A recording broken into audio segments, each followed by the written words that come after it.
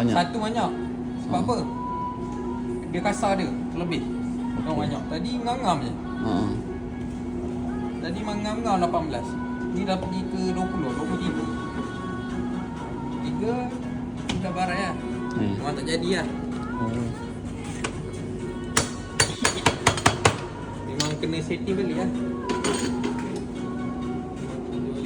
Yang laju kan. Itu satu kelajuan dia kan? Halus dia.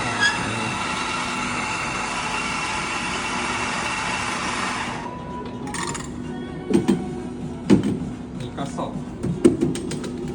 Kasar je kau bisik kau kata lah itu kan.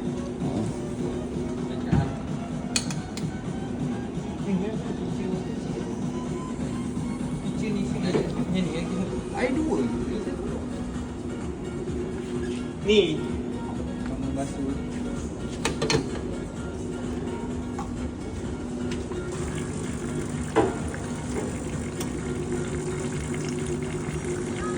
Dia patutnya lagi halus lagi okey lah.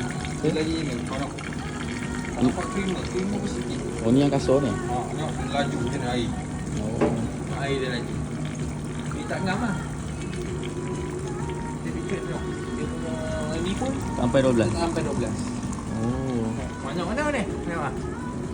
Lebih ni. Cerai lah. Cerai. Cerai lah. Dia memang ada creamer ada tapi cerai. Air apa tu? Gotong pekat creamer ni kan. Beza. Beza lah. Bau ni dengan bau ni. Beza. Bau air banyak dengan bau ngam-ngam 18. Ini hangit? Ni bau air lah. Bau hangit? Air dia lebih. Memang kopi. Air. Tu my peranan tadi mata. Graded size.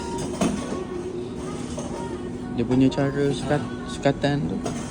Kata nanti kena tanda lah. Tanda. Dia akan buat nanti kita buat dekat sana.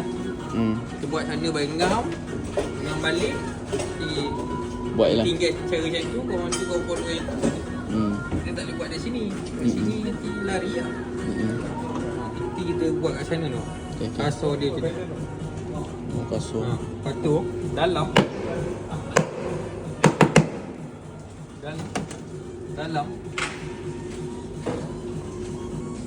kasar dari yang tadi. Kalau dah dia tak ke dalam lah. Dalam dah. Kasar je. Tadi tu kan. Tadi kasar kan. Ini yang tadi asal.